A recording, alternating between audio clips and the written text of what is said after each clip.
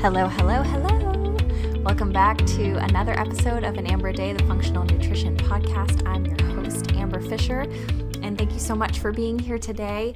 Today's episode is another edition of Conversations with Amber. This is a monthly series that I do on this podcast where I just kind of tell you guys what's going on. It's sort of a stream of consciousness deal.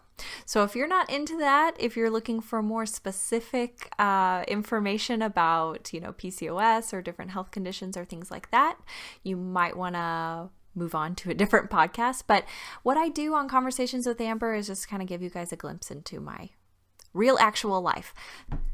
So hi everyone. I'm excited that you're here. The reason that I keep doing that introduction is because the biggest thing going on with me right now is your girl is like popular on TikTok. So if you're coming here to listen to me from TikTok, hello, welcome.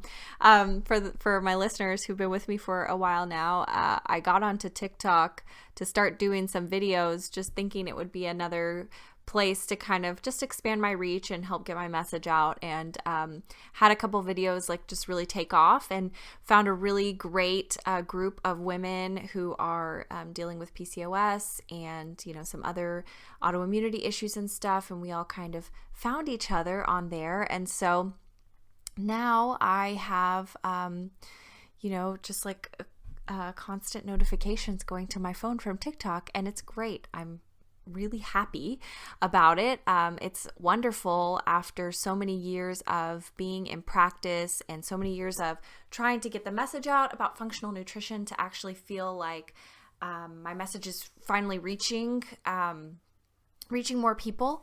And so I'm excited about that, and I wanted to share that with you guys because I know that those of you who've been listening to me for a long time will be excited for me.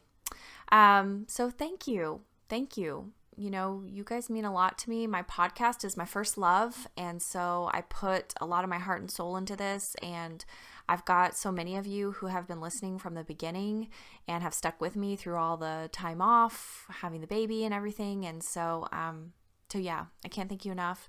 And for those of you who are new, I hope that you enjoy the podcast, enjoy getting to know me as a person. So it's been great, kind of expanding my reach and all of that, and really exciting. And it's inspired me to start working on a PCOS group coaching class that I've been, thinking about for a long time now. And so this is sort of spurring me on to start working on it more and get it done, to kind of capitalize on the momentum here, because I'm just realizing that there are so many more people than I really could have comprehended who are desperately looking for answers and help with this kind of stuff. And I remember how I felt before I knew anything about functional medicine, functional nutrition, and just how lost I felt, and how few answers there were out there, and how frustrating that was to feel like there has to be something that can help, and to be told that, no, there's like really nothing that can be done. And so, that's what spurred me on to this entire career, right? So I remember that feeling of feeling lost. And I know many of you can kind of relate to that feeling, with whatever health issue that you've experienced, just feeling lost, feeling like you have to advocate for yourself, feeling like you're not being heard, you're not being listened to. And so, I'm realizing just how massive that problem is, and the amount of misinformation out there and just misunderstandings about what it is that somebody like me does. So anyway, and I'm going to talk more about that in a minute, because I've got a rant. I've got a little rant for you guys today, but mostly I wanted to get that out there in the first place, that I am working on this PCOS group coaching class, and this is just going to be a way for me, because I just can't work with everybody who reaches out to me as much as I wish I could. I like to have time. I like to have time for my individual clients, to really spend time on their case and think about them. I think that's what people need. And that's the difference between what I do and conventional kind of nutrition care or health care or whatever is functional practitioners. We sit with you, we get to know you. Like, that's the main benefit of it. That's why it can be very expensive, but it's just a different model. It's a different way of looking at things. And so but there is a way, I think, to kind of help more people without it completely draining me of any of my time. So I'm realizing that I just can't work with everybody. I mean, this has been a problem for me for years now, that I can't work with everybody who reaches out to me as much as I would like to. So this is going to be my attempt, and I'm sure that I'm sure it will need some refining and all of that, but this is going to be my attempt to kind of help women on a slightly more, not a one-on-one basis, but like small groups, hopefully to, get women who have similar issues kind of on the right path, and so that they can figure this out on their own, if it's possible to, and then so that they'll know if they need further assistance or guidance, because they've kind of tried the other way. So it's sort of going to be my way to hopefully help walk women through that. And I'm also going to be working on a class for IVF, going through IVF as well. That's another thing that I've kind of been off and on talking about and working on for the longest time. So those are kind of two things in the works. And so, I mentioned this, I think, last time on the podcast, but if you are interested in any of that, if you want to stay up to date, you can join my email list, which you can opt into on my website, but also just email me at the podcast here, anamberadaypodcast@gmail.com, and myself or whoever's answering my email that day can get you on, I've got like a special list for women, like a waiting list for it. So that you can be the first to know when that's going to be opening up. So if you're interested in that, reach out. Don't ever be afraid to reach out to me. If I can't answer your question, I can't guarantee that always and forever I will answer every person who reaches out to me, because sometimes it truly can get a little overwhelming. But I really try to. I genuinely try to answer everybody who reaches out, and at least tell you hey, I'm sorry, I can't give you individualized advice, but this is what direction I would go, or this is who I would seek out, or whatever it is. So I try to do that as much as I can. So just know my intentions are good. But yeah, okay, into my rant. So what's really frustrating me on TikTok, and I know this probably sounds so asinine to people who are just what the heck is TikTok? I mean, so the thing is, TikTok is different than I expected it to be. I mean, hello guys, I'm a millennial. I'm in my 30s. I am not hanging out on kids' apps. And that's what I thought TikTok was, but there's actually a really growing community on there of people of all different walks of life, and a lot of really cool educational content that's really fascinating. And so I wanted to be a part of that and share what I had to share. And as I've been doing that, my experience by and large has been very positive. People have been really receptive and open to these things, and in a way that they often aren't on Instagram, because Instagram's algorithm is so hard to work with as a business owner. Those of you fellow business owners kind of probably know what I'm talking about. It's just hard to get your message out. And so that's not the same problem that I'm having with TikTok. I'm able to get my message out, which is great. But whenever you get your message out to a large group of people, this last video that I had has been seen by a lot more people than I ever would have expected. And so whenever that happens, of course you're going to have people who are going to want to disagree with you, or going to, whatever. And I was expecting some people to disagree with me, because what I do when it comes to food sensitivities, which is what the video was about, is somewhat controversial, right? Because I do like to test for IgG antibodies, and that's still controversial. Now, I will say, and I couldn't say this, there, but I will say it here, that this is not woo-woo crazy alternative science. There have been studies just in the last couple of years. A lot of the studies that we're talking about at the Institute for Functional Medicine conference right now that I'm going through are from 2019, 2020. So this is new information. Looking at IgG antibodies to foods and elimination diets based on those in conditions like IBS, and finding good positive movement there.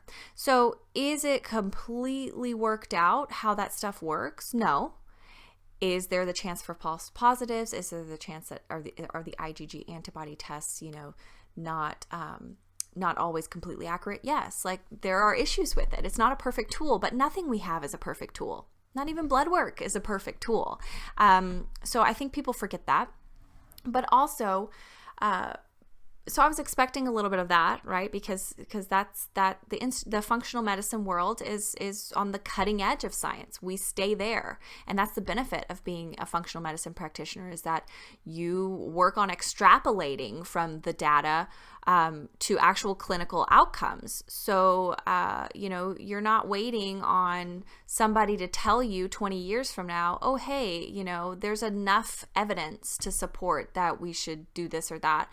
We're kind of looking at, okay, this says this and this says this, and these are the outcomes of different studies. And if we put it all together, knowing how the systems work with each other, we think it's a practice. We think that maybe going in this direction, for example, with food or elimination dieting or whatever it may be beneficial for this person. And it's an experimentation process. And people know that when they sign up to work with functional medicine practitioners, that it's not, we're not guaranteeing cures here.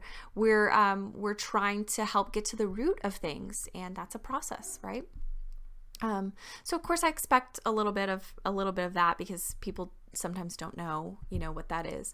But what I didn't expect was so much anger about my credentials from some.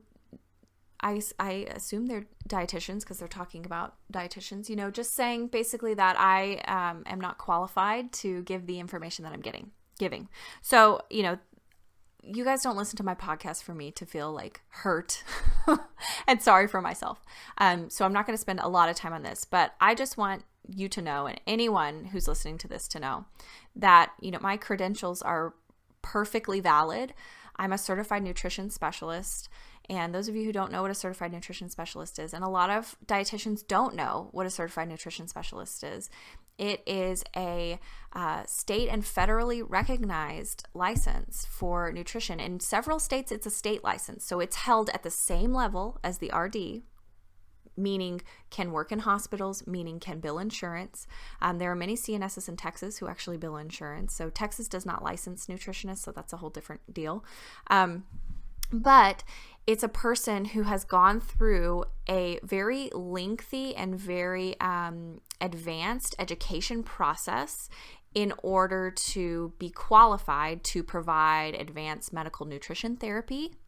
So I had somebody telling me that I wasn't legally allowed to do that, and that's not true. As a CNS, I am trained and allowed to perform medical nutrition therapy.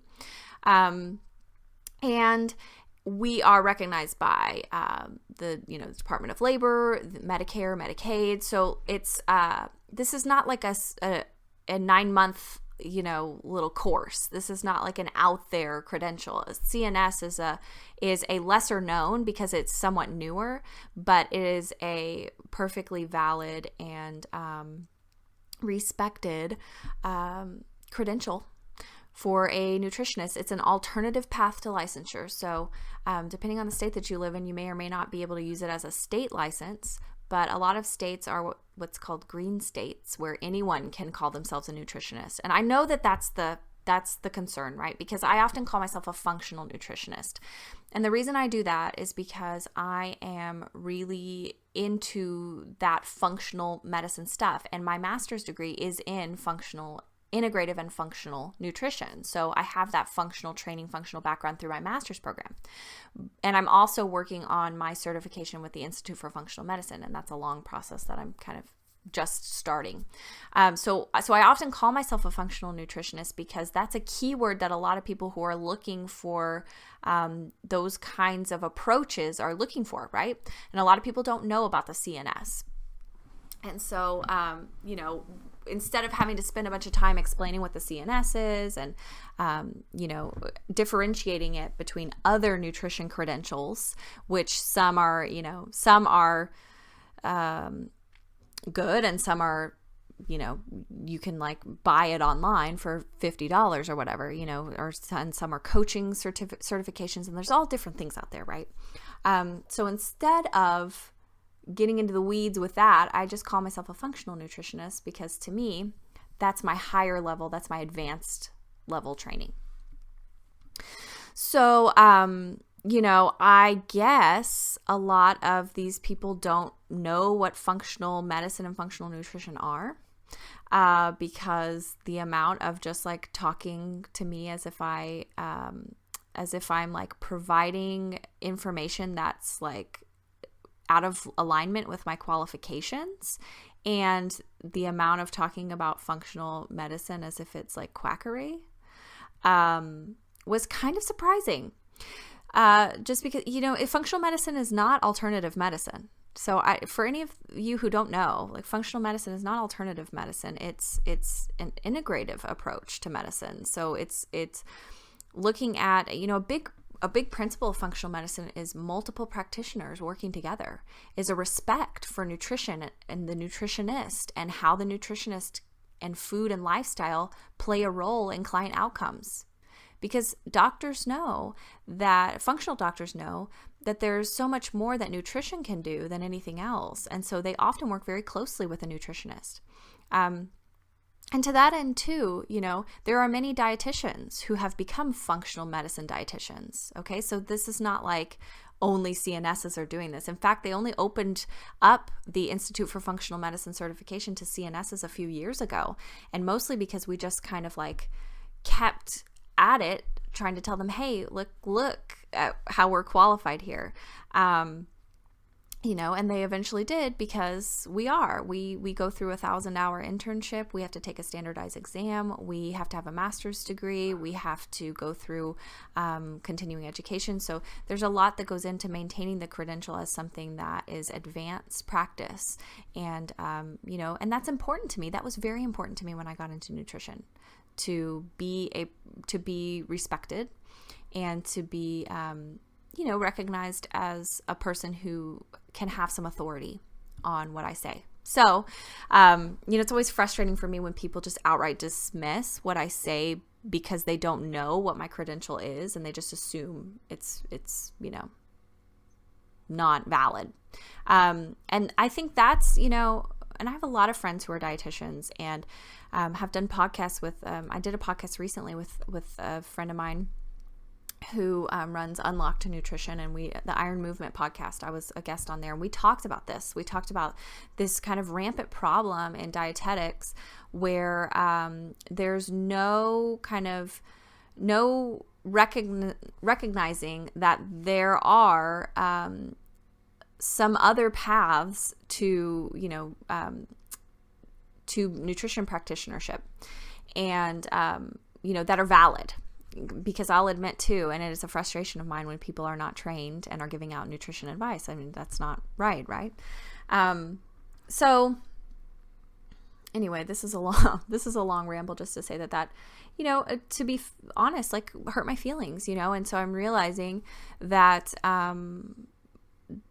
the more my message gets out there, the more people I'm going to have to interact with who don't understand what I do and who don't respect what I do. And I think it's sad. I think that this whole idea of healthcare that we have is sad. This idea that there's no help. There's no hope for people.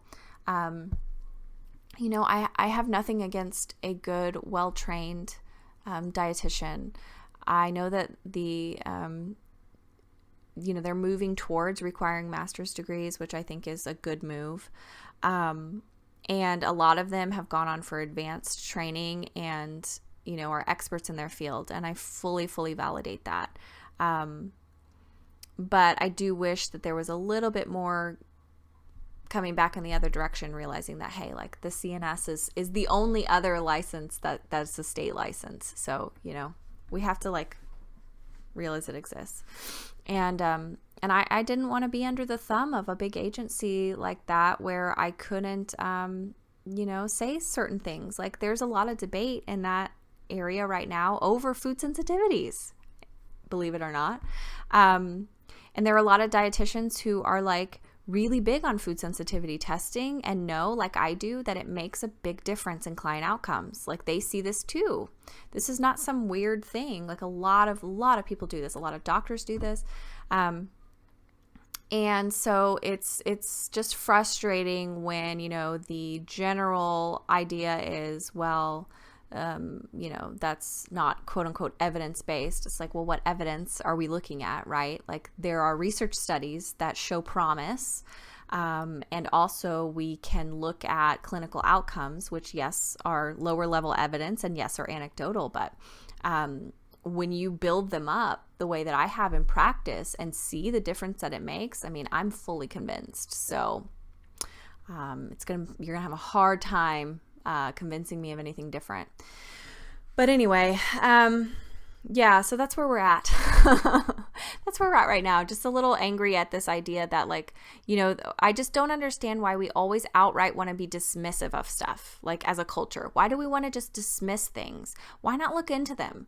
Why not, take things with a grain of salt, but say, hey, maybe there's something to that. Like, let's investigate it further, right? And there are a lot of people who are really, really care about people and really care about health and really care about the science who are doing that work. But then there are just so many other people that are just there to just kind of like poo-poo on stuff, It's like if you don't have anything constructive to say or anything to add, then, go away.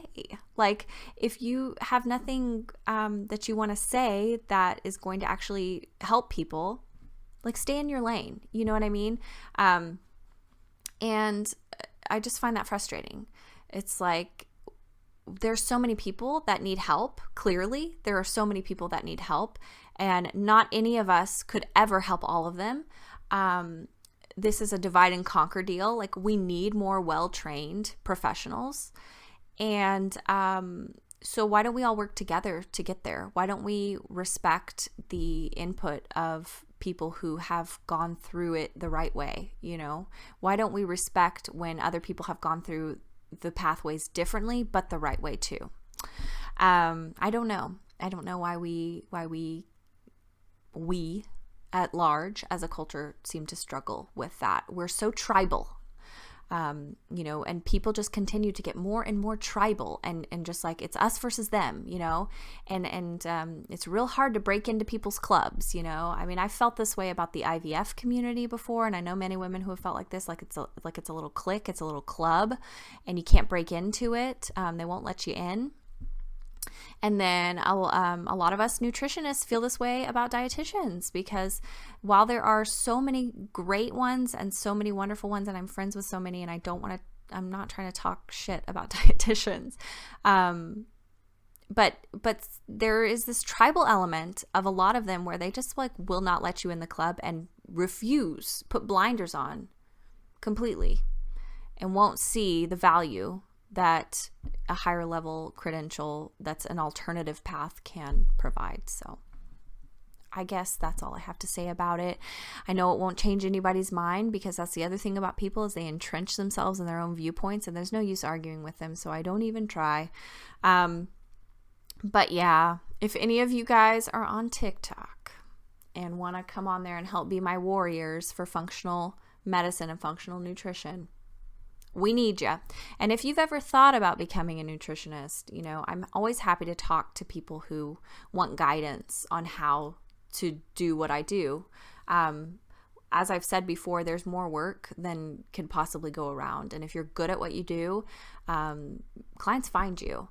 And I really believe that. And so, if this is your passion, if you have skill for this, if you have the kind of mind for this, there's definitely work in this field. So I'd be happy to give you pointers on which direction to go and everything. If I could go back in time, I probably would have, gotten my dietetics degree and then gone on and done my further level training, because, it would have been easier, right? But that's not the path that my life took me, and I'm happy to be where I am. And there's a lot of things that I think that I've been exposed to because I took things in a different path that I wouldn't have before, and I'm grateful for that too. So yeah. So that's the big thing that's going on right now, is just kind of filtering through all of that stuff and working on these different side projects. Those of you who know, so Advice We Need, that's a podcast that I do with my friend Jen Angela, and it's like a question and answer podcast, and we're doing we do episodes where we answer women's like real health and relationship questions. She's a therapist, so we do like the health and the therapy side of things, but we do it in kind of a way, it's like an advice column that you hear instead of read. So it's very casual. It's not like legit advice, like nutrition advice or legit therapy advice. It's more just like if we were talking to a friend, here's what we would recommend. So it's a lot of fun. We really enjoy filming them and everything. And we're always looking for questions. But that came out last week. So that's exciting. So we've got our first 2 episodes are live.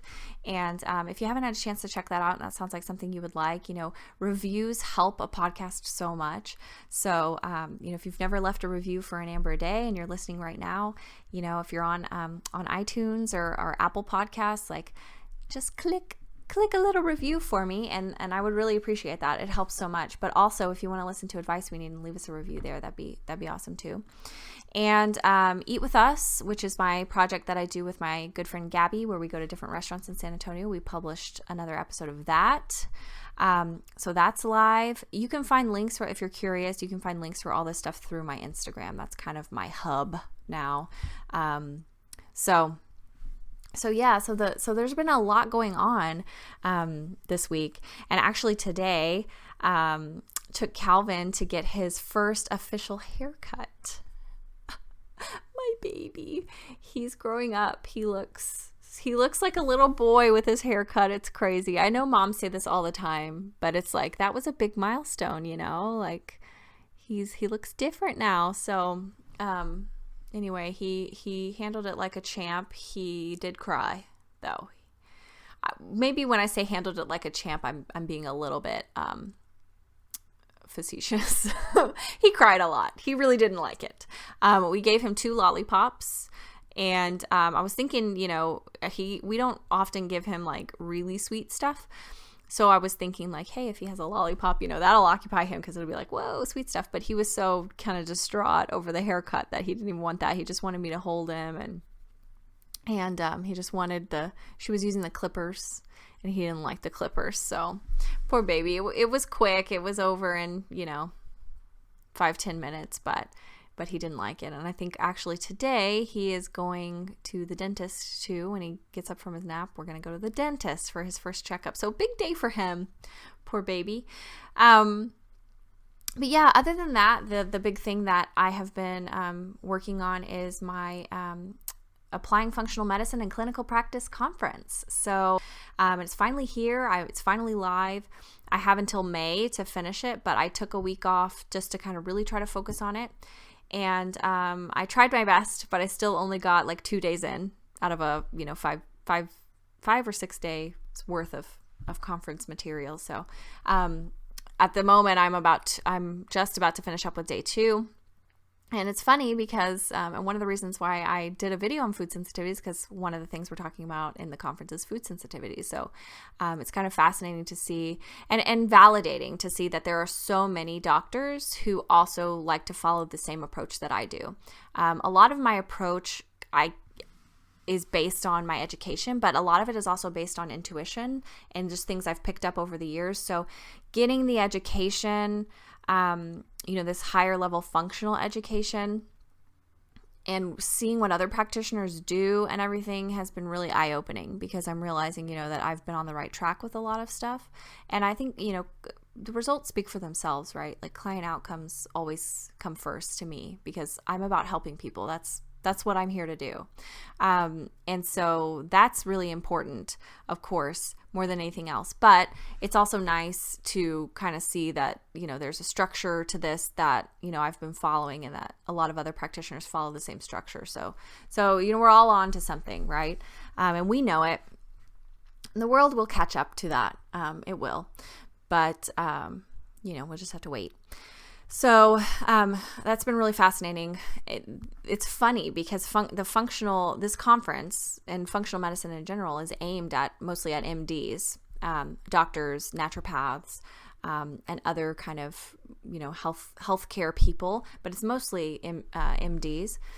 And what's interesting is that so much of what we've done so far has been nutrition. In fact, some of it is kind of like a little bit like, okay, can we get into the good stuff? Because it's like stuff I already know, because obviously as a nutritionist, this is what I do day in and day out. But a lot of doctors who are interested in functional medicine don't have that nutrition background. So they kind of try to give it to them to them here. And I think that's the big benefit of, if you are going to work with a functional medicine doctor, it's a big benefit of working with them, because they just have that higher level training, right? Naturopathic doctors get a lot of nutrition education, but in certain states, that's not, recognized as much. And so having MDs who are nutritionally trained, I just think that's huge. We still get into this problem where there's not enough time for a lot of them to maintain a practice, financially maintain a practice and spend the amount of time that they need to with clients. And that's why they often, work directly with a nutritionist or contract out. There's some functional doctors and other practitioners in town who refer to me, and I refer back to them, and that's how we kind of do it. But it's a teamwork thing. And I just think it's really cool, though, for all of these doctors who, in my experience in the past, have been pretty dismissive of nutrition. But for so many of them to be so interested in how nutrition and diet and lifestyle can impact their patients' health and outcomes, and so many of them are seeking higher level training in that, that is so cool, right? I have been saying this for a long time, but I think that the medical world and our conventional medical care is changing. You even see regular old doctors telling people to take fish oil now. These are things that functional minded people have been saying for 20 years, right? And now it's finally in the mainstream. Same thing with vitamin D. I mean, these are things that are becoming a lot more mainstream, but they started in the more alternative health communities and then the functional medicine communities. So I just think that it's awesome to see so much change and so much growth there, and to see things changing. And I think that's going to hopefully trickle down to people's health and welfare, because if I know anything, I know that we have a desperate problem with our healthcare currently. I know this from my own personal experience, and I know this from many clients' experiences, that frustration of not knowing what direction to go, not having answers, and having people not listen to you. I mean, that's the most frustrating thing in the world, right? And that's such a big deal in women's healthcare too. Women not being listened to, women not being heard. It's a huge thing in minority communities as well.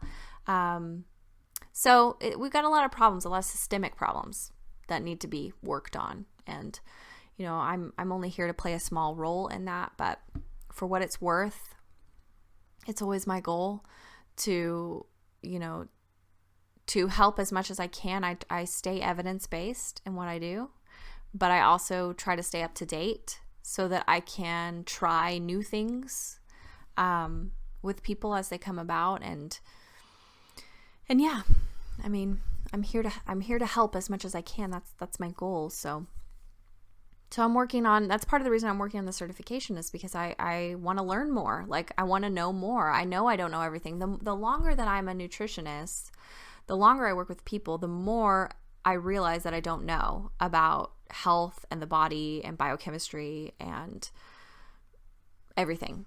And that's the interesting thing about being a practitioner like this in general, is that you start out, the lower level of knowledge that you have, the more basic knowledge that you have, the more sure you are, the more you have a paradigm to say, I do this, right?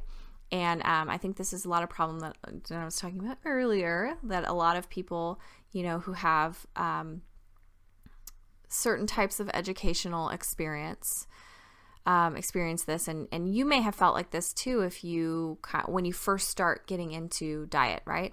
It's very common to latch on to a community. So whether it be I latched onto the paleo community, people latch onto keto, people latch onto carnivore now, which is a whole other deal. People latch onto different alternative kind of diet communities. AIP is another one. And they find some camaraderie, they find some community, they find some answers there, they find, and a lot of people get good results, and so you're working off anecdotal evidence there a lot of times, but you feel like you're heard, you feel like you're in a place that values you, and so you get this idea that you know everything because you just stick within that paradigm, so you know it all, right?